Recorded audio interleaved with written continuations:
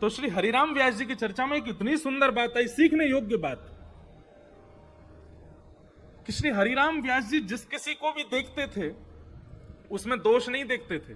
तो उनकी दृष्टि कैसी थी? जैसे कोई व्यक्ति बड़ा चतुर दिख जाता, ओ महाराज आंखें मटक रही हैं, वो बड़ी चतुराई है, चेहराती पता चल रहा हो कि महाराज खूब चतुर है, तो हम तो ये कह देंगे कि ये व्यक्ति चतुर है। पर हरिराम व्यास जी क्या कहते हैं? बोले ओहो कन्हैया की बड़ी कृपा है आप पे, कन्हैया जैसे लक्षण हैं, ऐसा चप्पल है, कभी यहां कूद जाए, कभी वहां चलो जाए, कभी कछु करे, कभी कछु करे।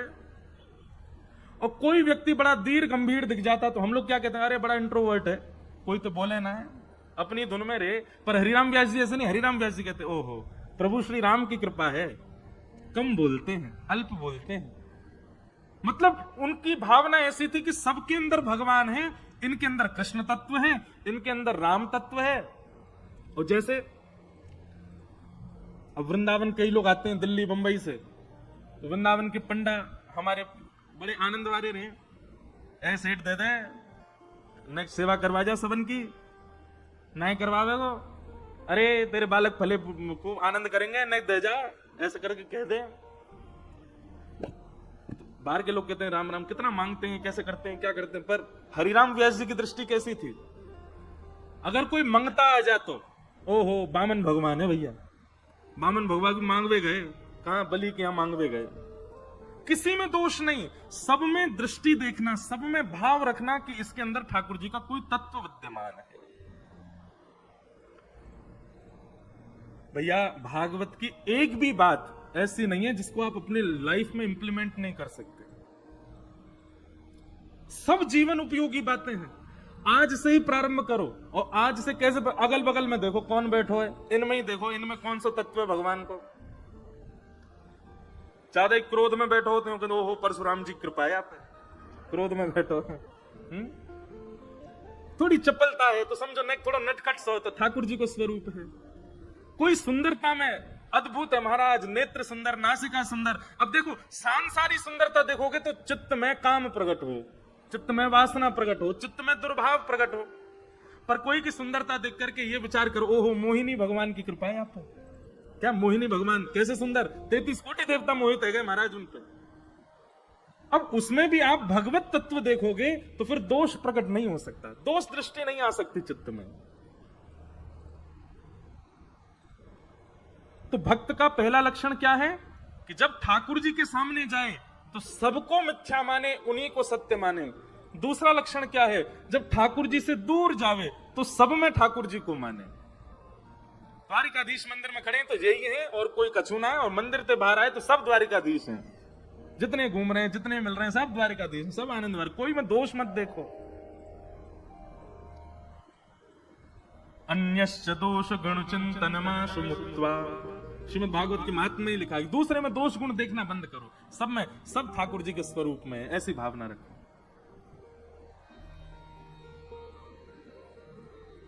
तो सत्य पहली भावना, ठाकुर जी सत्य हैं, और दूसरी भावना ठाकुर जी चैतन्य हैं। ये दो भावना आपको रखनी है, तीसरी भावना आपको रखनी नहीं है। तीसरी भावना ठाकुर जी देंगे आपको। पहली भावना सत्य रखो, दूसरी भावना चैतन्य रखो, और तीसरी भावना ठाकुर जी प्रदान करेंगे, वो क्या है? आनंद। क्या देंगे? आनंद।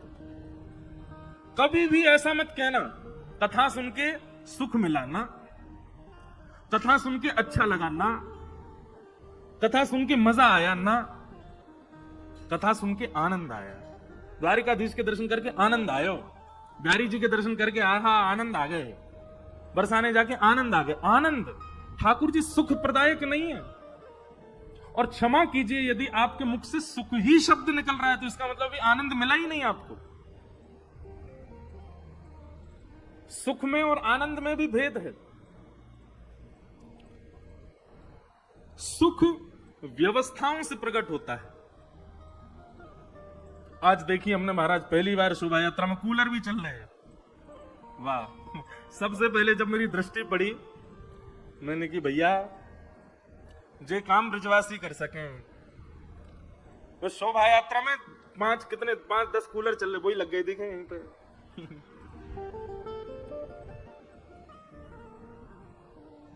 अद्भुत सुख लग रहा था।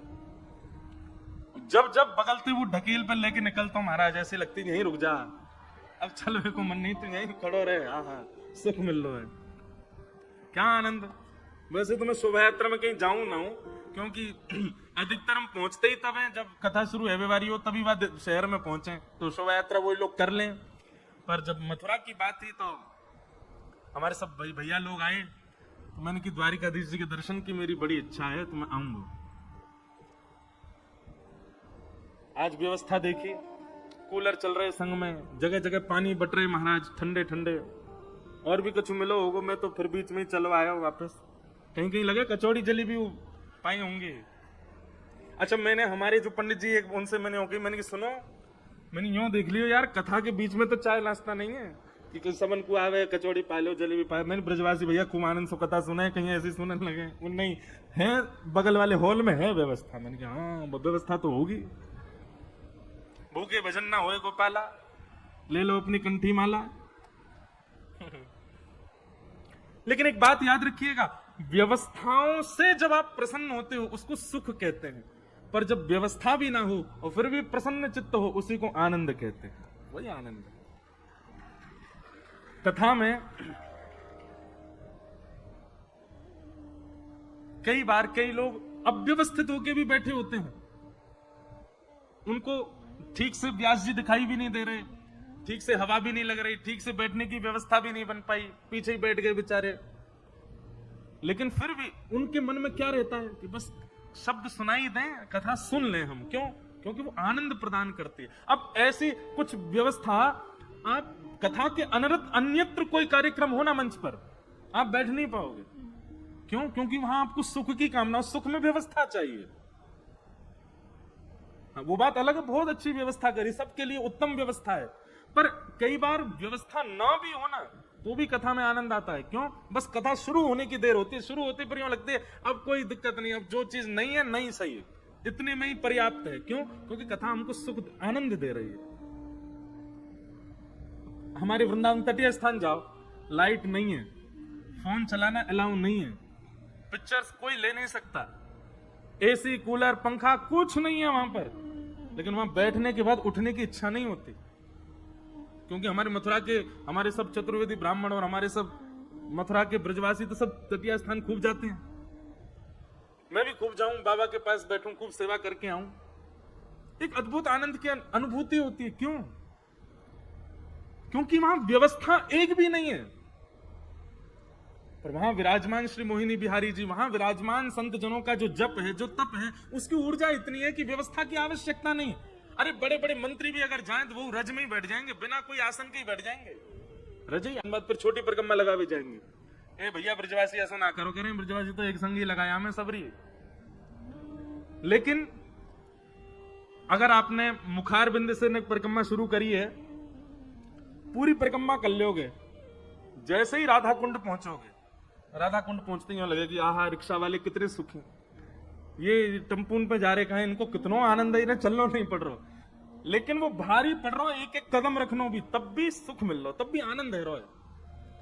और सत्य बताएं, वह इतने कष्ट में भी आनंद की अनुभूति हुए, और जैसे ही मुकुट मुखारबिंद गिरते पड़ते पहुंच गए, कोई के कंधा पकड़ लो, कोई को हाथ पकड़ ले, अरे बस 4 कदम हो रहे, चल लो भैया। वहां के बाद में जो अनुभूति हुए ना, वही से कहते हैं आनंद, परम आनंद की प्राप्ति हो गई। अब व्यवस्था में भी आनंदित रह जाएंगे। अब मुंह पे तो इतनी सारी बात आ रही है कि मैं कहा बताऊं। हमारी मथुरा की कभी कचौड़ी खाओ, वहां में आलू की सब्जी में इतनी मिर्च रहे कि बाहर को आदमी चख ना सके, आंखनते आंसू निकल रहे हैं, नाकनते धार निकल रही है, लाल पड़ गए महाराज, फिर ने दे दो या में सब्जी डाल दियो ने, क्यों? आनंद आ रहा है। बोले वृंदावन बिहारी लाल की। ब्रज की संबंधी हर वस्तु आनंद देती है, सुख नहीं देती। आनंद चाहे जैसे हो। तो आपको केवल 2 चीजों का व्यय करना है। सबसे पहला सत्य स्वरूप मानना है ठाकुर जी को, और दूसरा ये चैतन्य है, ये जड़ नहीं है, ये भावना रखनी है। सत्य और चैतन्य की भावना आप अपने चित्त में रखो, आनंद की भावना ठाकुर जी प्रदान करेंगे। आनंद की भावना श्री लाल जी देंगे।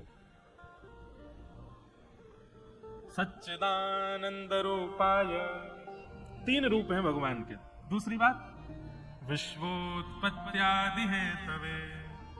ठाकुर जी कौन है? बोले विश्व की उत्पत्ति, पालन और संहार, ये तीन भगवान के काम है। दुनिया बनाना, दुनिया का पालन करना और दुनिया का संहार कर देना, ये तीन ही काम है ठाकुर जी के। कल हम श्री रंगनाथ मंदिर दर्शन करने गए रात्रि में, तो जब दर्शन करने गए तो आचार्य जी साथ में थे, वे बता रहे कि जब ठाकुर जी की आराधना की जाती है और उसमें धूप प्रज्वलित की जाती है, तो धूप प्रज्वलन से जो धुआं होता है ना, वो धुआं इतना प्रचंड होता है कि ठाकुर जी एक क्षण के लिए दिखने बंद हो जाते हैं। बोले इसी एक क्षण में ठाकुर जी पूरी पृथ्वी पर घूम करके सबके सुख दुख विचार करके तुरंत आके बैठ जाते हैं। इसीलिए आराधन में धूप का नियम रखा गया कि ठाकुर जी के आगे धूप नैवेद्य करो, सुबह श्रृंगार करो, श्रृंगार करने के बाद में सजा धजा के भोग लगाओ, भोग लगा के आरती, और फिर कहते हैं धूप दिखाओ। क्यों? नेक देर के काजे धूप करो, धूप में ठाकुर जी थोड़े से ढक जाएं, उतनी देर ठाकुर जी को अवसर मिलता है, उतने अवसर में ठाकुर जी पूरे ब्रह्मांड के सुख दुख सब विचार करके, वैकुंठ के देख करके, देवताओं की सब बात सुन करके एक क्षण में वापस आकर के विराजमान होते हैं।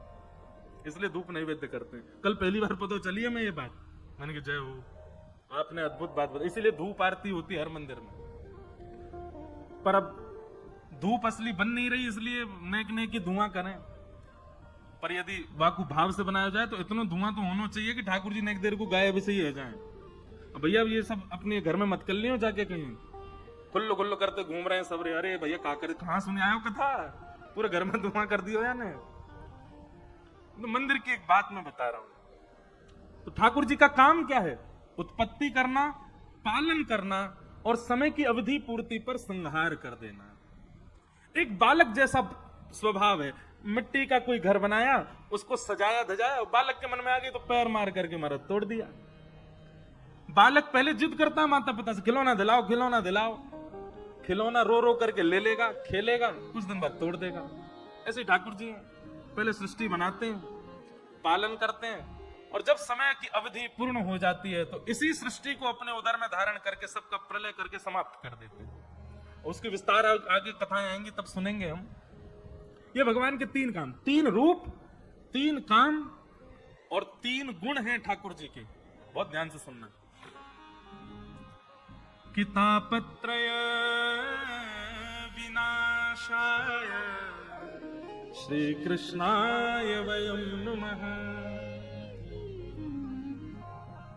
तीन गुण है। वैसे गुण तो एक ही है, पर तीन भावों से युक्त है। बहुत ध्यान से सुनना। आदि दैविक, आदि भौतिक और आध्यात्मिक, ये तीन प्रकार के ताप होते हैं हमारे जीवन में। ताप का मतलब क्या होता है? कष्ट। चराचर संसार में कोई भी अगर दुखी है तो इन तीन कारणों से ही दुखी होगा। बहुत सावधानी से सुनो। सबसे पहला आदि दैविक। बहुत जोर से बारिश हो गई, पानी भर गया पूरे मथुरा में। अब आप अपने दुकान पर नहीं जा पाए, अपने बिजनेस को नहीं खोल पाए, अपनी प्लॉट पर नहीं जा पाए, कुछ भी नहीं कर पाए। एक दिन देवताओं की वृष्टि के कारण आपका कार्य रुक गया। इसको कहेंगे आदि दैविक ताप। आदि भौतिक ताप, पत्नी लड़ रही है, मान नहीं रही, बच्चे सुन नहीं रहे, हम ठीक हैं, पर दूसरे जो हमारे आसपास के वो हमको पोक किए जा रहे हैं, हमको छेड़ते जा रहे हैं, हमको परेशान कर रहे हैं, हमको मानसिक तनाव, हमको बौद्धिक तनाव, शारीरिक तनाव दे रहे हैं। इसको कहेंगे आदि भौतिक ताप। माता जी बीमार हो गई, पिताजी हॉस्पिटल में चले गए, कोई इस प्रकार की कुछ ना कुछ पीड़ा, इनको आदि भौतिक ताप कहते हैं। और आध्यात्मिक ताप, दूसरे की उपलब्धि देख के अपने आप ही दुखी हो रहे हैं। इसको ऐसे कैसे मिल गया, इसको इतना बढ़िया कैसे हो गया, इसकी इतनी उपलब्धि कैसे हो गई, जे ऐसे कैसे हो गया। कुछ नहीं तो मन में ही बनाए जा रहे हैं कुछ ना कुछ, मतलब अपने आप सोच सोच करके दुखी होते जा रहे हैं। तीन प्रकार के ताप हैं। ठाकुर जी का स्वभाव क्या है कि जो भी उनकी शरण में जाता है, ठाकुर जी की पूर्ण शरणागति ग्रहण कर लेता है। श्रीमद् भागवत एवं गुरुजनों की आज्ञा मान करके जो शरणागति लेता है, उसको ये तीनों तापों का अनुभव नहीं होता। शब्द पर ध्यान दीजिएगा, तापों का अनुभव नहीं होता। ताप नहीं होते ऐसा नहीं है, ताप होंगे पर अनुभव नहीं होगा। हम इस बात को कथा में ऐसे कहते हैं कि श्रीमद् भागवत की कथा और भगवान की शरणागति क्या है? एनेस्थीसिया का इंजेक्शन है। एक बार यदि लग गए हो, सुनने से है जाओगे, फिर चाहे कछू है जाए, आपको कोई फर्क नहीं पड़ेगा। करोड़न की कमाई है जाए तो ज्यादा प्रसन्नता नहीं, और लाखों को घाटा है जाए तो ज्यादा दुख नहीं। पत्नी अनुकूल है तो भी प्रसन्नता है, पत्नी प्रतिकूल है तो भी प्रसन्नता है। पति मानते हैं तो भी अच्छा, नहीं मानते तो भी अच्छा। भोजन स्वादिष्ट बना तो भी अच्छा, और भोजन में नमक ही नहीं है, नींबू नहीं है, मिर्च नहीं है, मसाले नहीं है तो भी बढ़िया, पेट तो भरे। कहने का अभिप्राय, भगवत शरणागत व्यक्ति हर स्थिति में सम रहता है, फ्लक्चुएशन नहीं रहता उसकी लाइफ में। कभी किसी चीज से ही सुखी होगा, किसी व्यवहार से ही सुखी होगा, किसी अवस्था से ही सुखी होगा, वो हर तरीके के माहौल में रहने लायक हो जाता है। तब समझो कि यहाँ ठाकुर जी की यहाँ पे कृपा है भैया। कैसे वो कर दो, हर जगह आनंद है।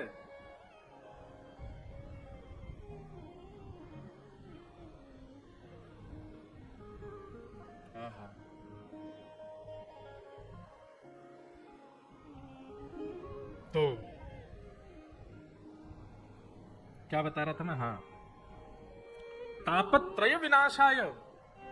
ठाकुर जी दुख दूर नहीं करते, ठाकुर जी कष्ट कम नहीं करते, ठाकुर जी जीवन में आने वाली विपत्ति आपत्ति कम नहीं करते, पर आपको ऐसा बना देंगे कि वो कुछ भी आवे अनुभव नहीं होगा आपको उसका। और एक बात और, दुख देना सुख देना ये ठाकुर जी का काम है ही नहीं। ये सब हम अपने प्रारब्ध से भोगते हैं, अपने पूर्व जन्म के कर्म, या फिर इसी जन्म के कर्म, या फिर हमारे पूर्व के कई प्रारब्ध हैं, उनके कारण हमारे जीवन में सुख दुख सब कुछ आता है। ठाकुर जी को इससे मतलब नहीं है। पर हाँ, अपने प्रारब्ध को भोग रहा व्यक्ति जब ठाकुर जी की शरणागति लेता है तो ठाकुर जी उसको इतना वर्सेटाइल बना देते हैं कि उसको फिर अनुभव नहीं होता, चाहे जो हो जाए प्रसन्न ही रहेगा।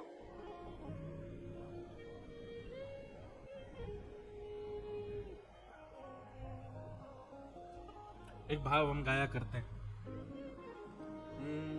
श्याम प्यारे से जिसका संबंध है, श्याम प्यारे से जिसका संबंध है, उसको हर घड़ी आनंद है, आनंद है। श्याम प्यारे से जिसका संबंध है, उसको हर घड़ी आनंद ही आनंद है। वो श्याम प्यारे से जिसका संबंध है, श्याम प्यारे से जिसका संबंध है, श्याम प्यारे से जिसका संबंध है, श्याम प्यारे से जिसका संबंध है, उसको हर घड़ी आनंद ही आनंद है, उसको हर घड़ी आनंद ही आनंद है, उसको हर घड़ी आनंद ही आनंद है, उसको हर घड़ी आनंद ही आनंद है।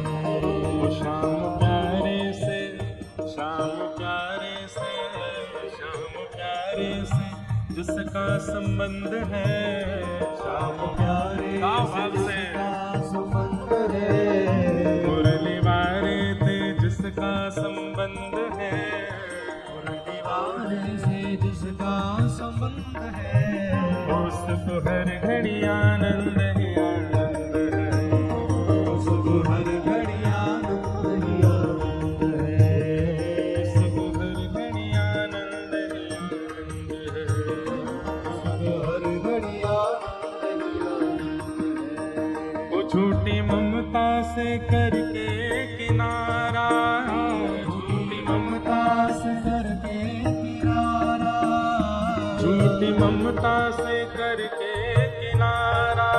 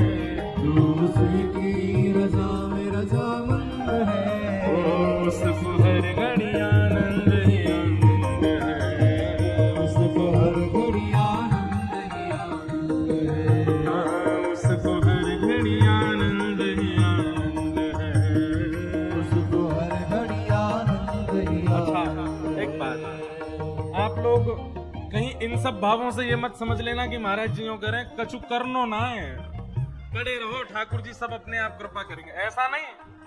कर्म करना है, कर्तव्य करना है, परिश्रम करना है, मेहनत करनी है, पर व्यवस्था बिगड़े बने चाहे जो हो उससे व्यथित नहीं होना, ये बात कह रहे हैं।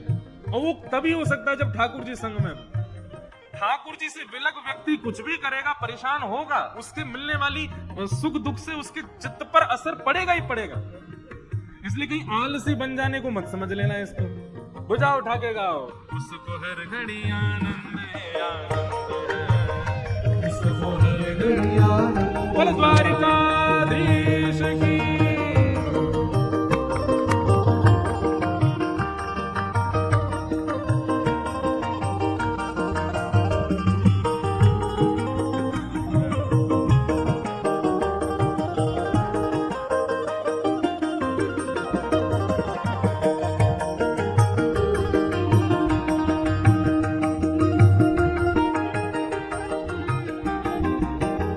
संत ऋषियों की वाणी को मानो, संत ऋषियों की वाणी को मानो, संत ऋषियों की वाणी को मानो, संत ऋषियों की वाणी को मानो, ओ प्रेम भक्ति की महिमा को जानो, प्रेम भक्ति की महिमा को जानो, प्रेम भक्ति की महिमा को जानो, प्रेम भक्ति की महिमा को जानो। वो जिसके हृदय में बाल मुकुंद है, जिसके हृदय में बाल मुकुंद है, वो जिसके हृदय में बाल मुकुंद है, जिसके हृदय में बाल मुकुंद आनंद लगाओ, उसको हर घड़ी आनंद है, उसको हर घड़ी आनंद उसको हर घड़ी आनंद उसको हर घड़ी आनंद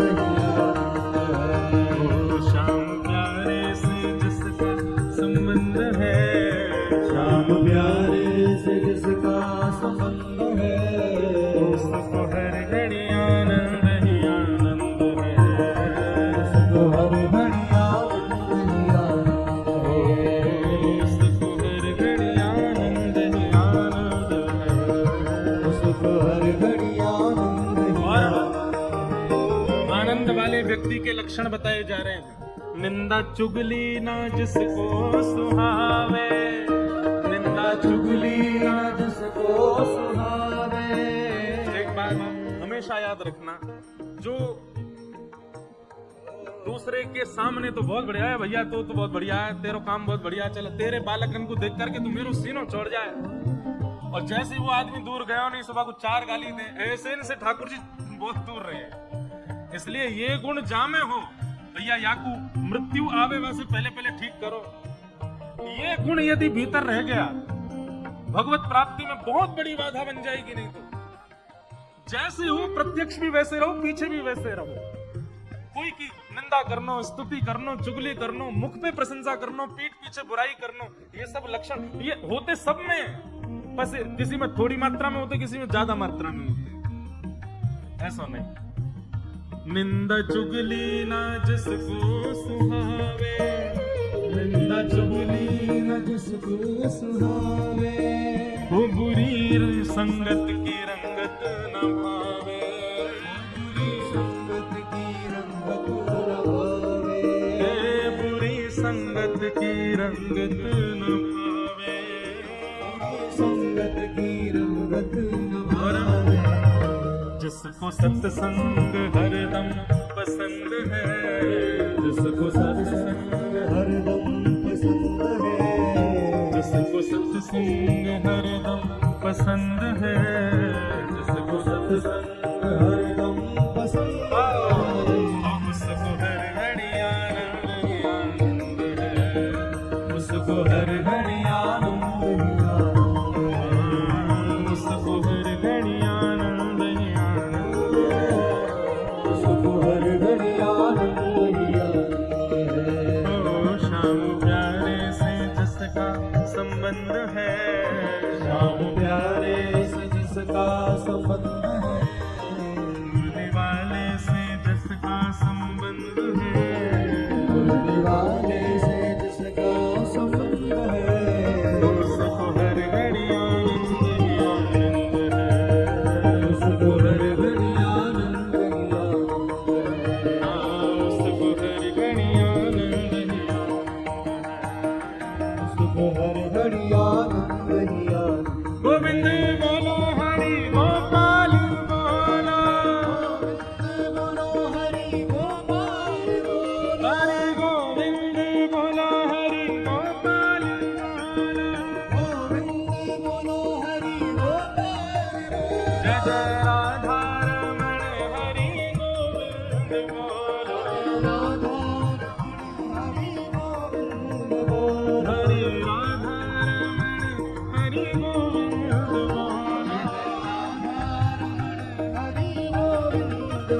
हरि गोविंद बोलो गोपाल बोलो, हरि गोविंद बोलो गोपाल बोलो, हरि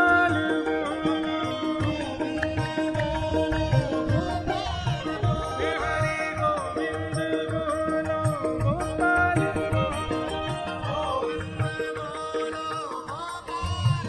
हरि गोविंद बोलो गोपाल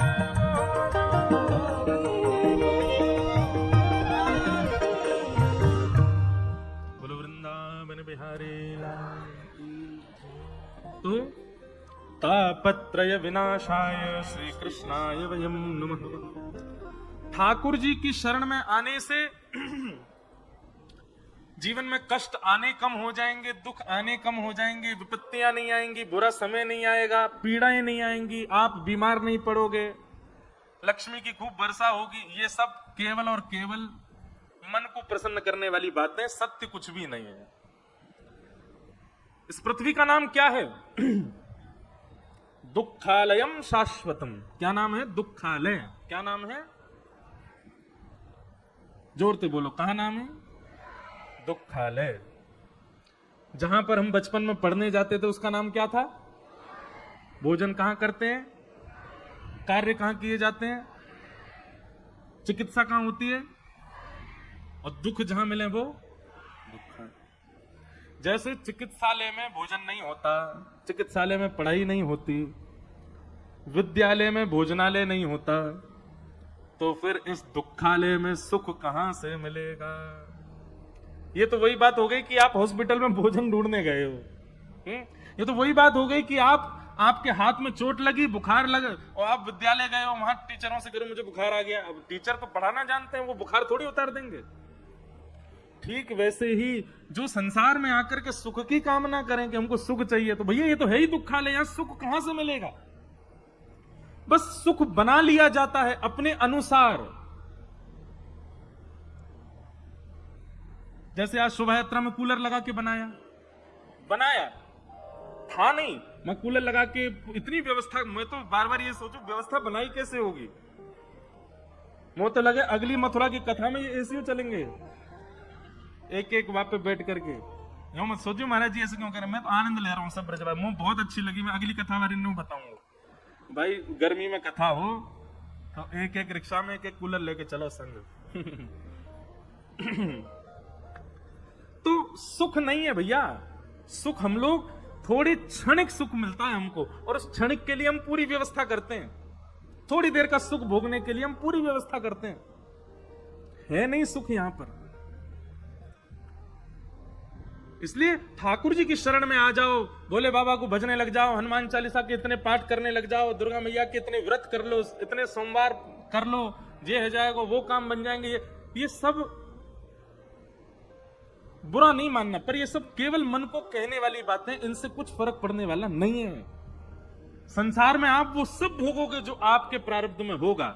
बस हाँ, ठाकुर जी की शरण में आने से इतना हो जाएगा कि जो अनुभव बहुत ज्यादा होना चाहिए था, जो पीड़ा बहुत ज्यादा होनी चाहिए थी, वो सूक्ष्म होगी। पाम पे पत्थर गिरने पर जो पीड़ा होनी चाहिए थी, ठाकुर रुक जाने की देर बाद दियो पानी, बैठ जाओ वहीं। इधर देखो, तुम्हें देख के मोह प्यास लगे आई। अब नेक्स्ट सुनो मेरी बात। मान लीजिए आपने कोई क्रिया करके या आपने किसी प्रकार के किसी विधान से, किसी निधान से, किसी व्रत से, पूजा से या किसी भी प्रकार की कोई भी क्रिया करके अपने आने वाले कष्ट को टाल दिया, आने वाली विपत्ति को आपने रोक दिया, तो याद रहे बांध पानी को रोक सकता है लेकिन ओवरफ्लो होने पर बांध टूटेगा जरूर। मतलब आज कोई संकट आ रहा था और आपने महाराज बड़े प्रपंच करके या से ये पूछ वहां से पूछ, ये गंडा बांध दे, ये कर ले, ये पाठ कराओ, ये कराओ, ये कराओ, ये सब करा करके उसको अगर आपने समाप्त कर भी दिया, वो समाप्त नहीं होगा, कुछ समय के लिए टल जाएगा, कुछ समय के लिए रुक जाएगा और ज्यादा से ज्यादा एक जन्म के लिए टल जाएगा। अगले जन्म में तो भोगना पड़ेगा। प्रारब्ध जब तक भोग नहीं लोगे तब तक वो रुकेगा ही नहीं,